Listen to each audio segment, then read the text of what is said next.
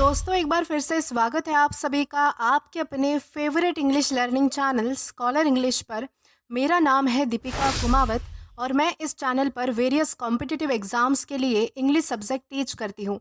तो बेसिकली आज के इस वीडियो में हम डिस्कस करने जा रहे हैं द हिंदू एडिटोरियल का वोकैब एनालिसिस। आशा करती हूँ कि आप इन सेशंस के साथ रेगुलरली जुड़ रहे हैं और इनका बेनिफिट भी उठा रहे हैं, क्योंकि इन सेशंस का मकसद है आपकी वोकैब पावर को और ज़्यादा इन्हांस करना। और ये जो वोकैब सेशंस है ये बैंक, एसएससी, रेलवे, यूपीएससी या फिर किसी भी कॉम्पिटिटिव एग्ज़ाम के लिए इक्वली बहुत ही ज़्यादा इंपॉर्टेंट है। तो चलिए और ज़्यादा देर ना करते हुए बढ़ते हैं हमारे वोकैब शो की ओर और जानेंगे कि आज का हमारा सबसे पहला वर्ड कौन सा है। दोस्तों आज का हमारा सबसे पहला वर्ड आता है प्लाइट। दोस्तों प्लाइट का मतलब होता है दुखद स्थिति यानी कि दुर्दशा या फिर कष्टदायक स्थिति। यानी कि जब कोई व्यक्ति बहुत ज़्यादा यानी कि कष्टदायक स्थिति में होती है, उसकी दुर्दशा होती है या फिर दुखद स्थिति में वो व्यक्ति होता है या फिर कोई और भी हो सकता है, तो उसे हम क्या कहेंगे? उसे हम कहेंगे प्लाइट। यानी कि बहुत ज़्यादा पेचीदा स्थिति, बहुत ज़्यादा दुखद स्थिति किसी व्यक्ति या फिर किसी और किसी चीज़ की या फिर किसी जानवर की या फिर कुछ भी किसी की भी जो है वो दुर्दशा, तो उसे कहा जाएगा प्लाइट। और ये हमारे पास पार्ट्स ऑफ स्पीच में नाउन है। सिनोनिम इसका होता है ट्रबल या फिर स्ट्रगल। ट्रबल का मतलब होता है यानी कि मुसीबत, स्ट्रगल का मतलब होता है संघर्ष करना। एंटोनिम इसका होता है कंफर्ट या फिर रिलीफ। कंफर्ट का मतलब होता है कि सहजता, यानी कि जहाँ आप जो है वो अच्छा महसूस करते हो उसे कहा जाएगा कंफर्ट। रिलीफ का मतलब होता है राहत। अब अगर बात करें इसके एग्जाम्पल की, तो एग्जाम्पल इसका है we should not ignore the plight of the street animals. यानी कि हमें जो है वो सड़क पर जो मौजूद जानवर होते हैं, यानी कि जैसे जो जानवर होते हैं जो सड़क पर होते हैं, जो स्ट्रीट एनिमल्स होते हैं, उनकी जो दुर्दशा होती है उसे हमें जो है वो नज़रअंदाज नहीं करना चाहिए, उसे हमें इग्नोर नहीं करना चाहिए, उन पर भी ध्यान देना हमारा जो है वो काम होता है। तो इस कॉन्टेक्स्ट में हम जो है वो प्लाइट इस वर्ड का अलग अलग सेंटेंसेस में यूज़ कर सकते हैं। देन इसी के साथ हम आगे जाएंगे हमारे नेक्स्ट वर्ड की ओर और जानेंगे कि इसके बाद हमारा अगला वर्ड कौन सा है।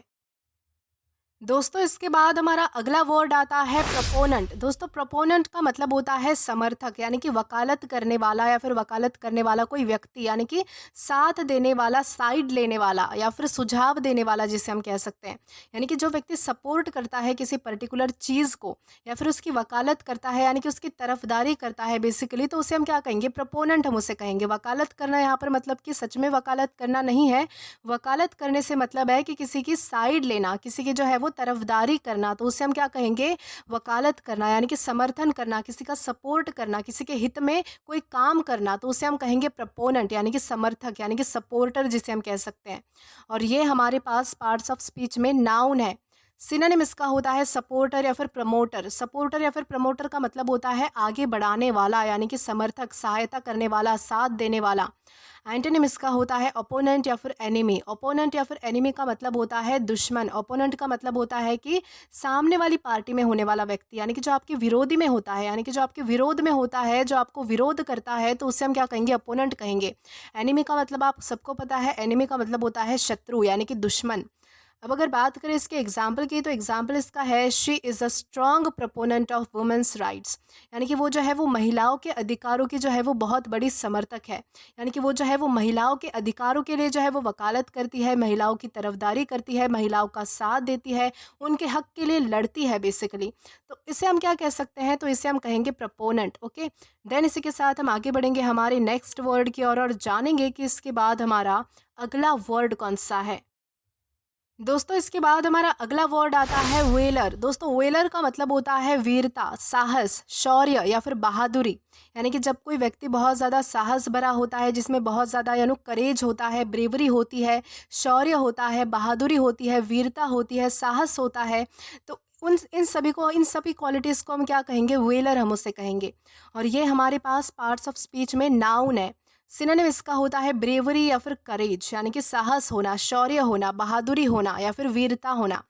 एंटोनिम इसका है वो है फियर या फिर कावर्डाइज। फियर का मतलब होता है डरना, कावर्डाइज का मतलब होता है डरपोक व्यक्ति, यानी कि सहमा हुआ व्यक्ति जिसमें हिम्मत नहीं होती, तो उसे हम क्या कहेंगे? फियर या फिर कावर्डाइज हम उसे कहेंगे।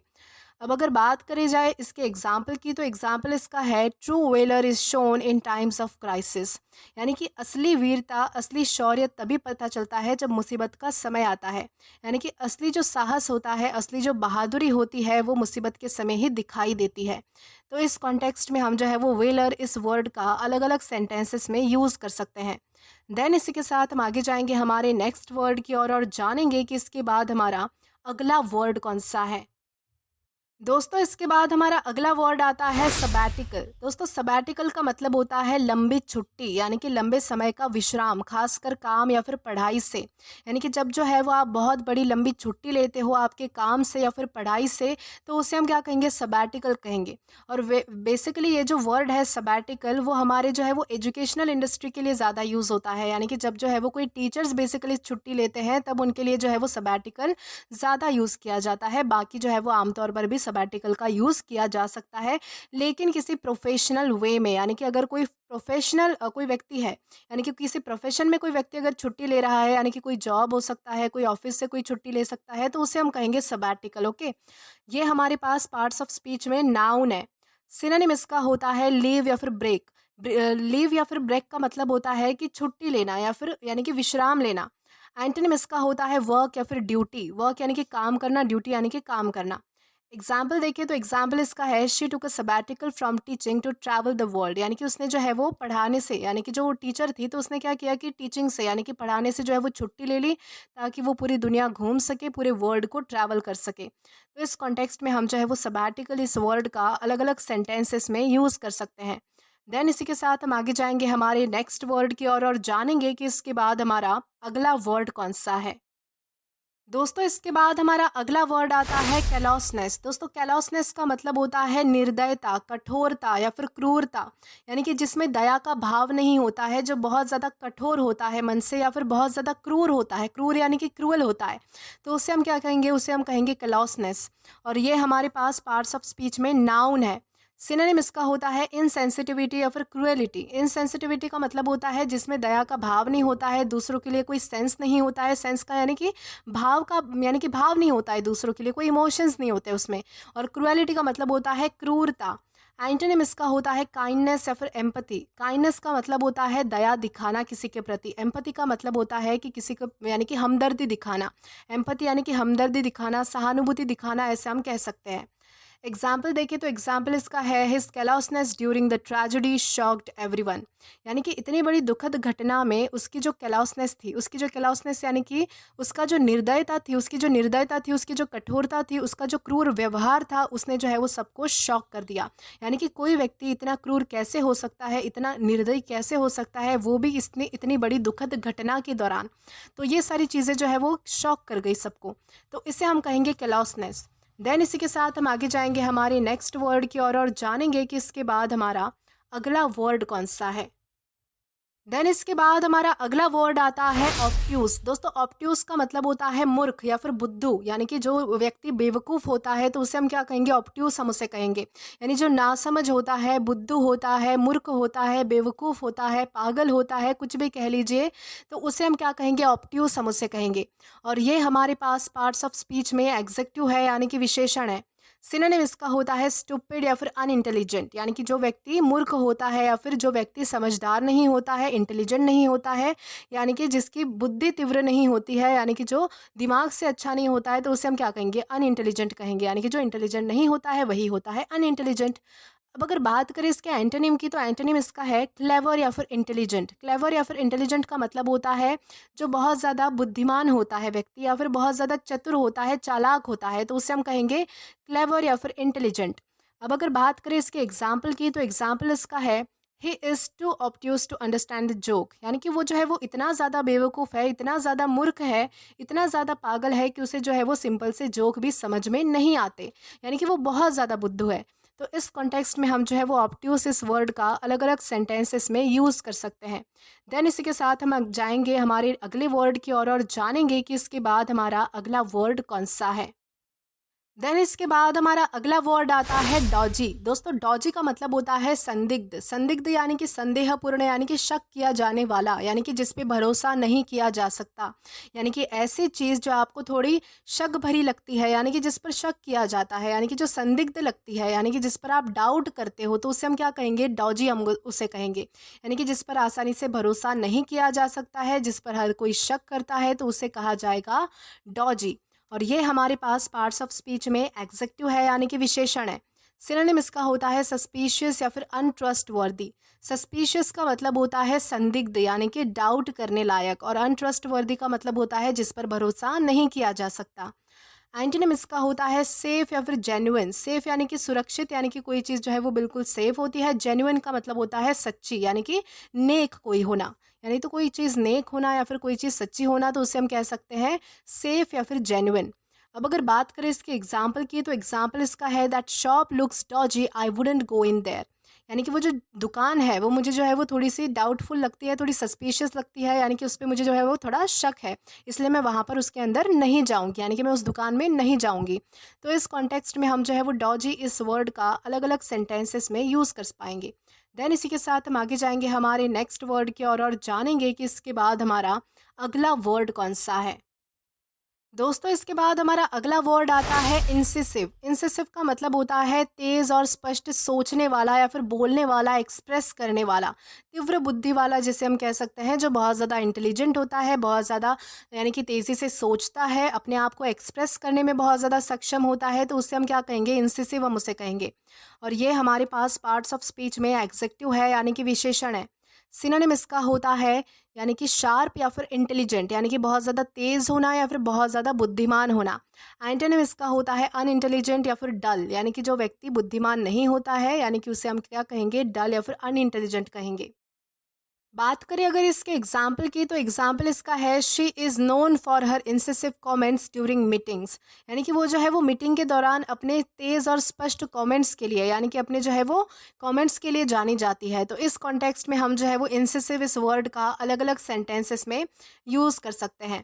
देन इसी के साथ हम आगे जाएंगे हमारे नेक्स्ट वर्ड की और जानेंगे कि इसके बाद हमारा अगला वर्ड कौन सा है।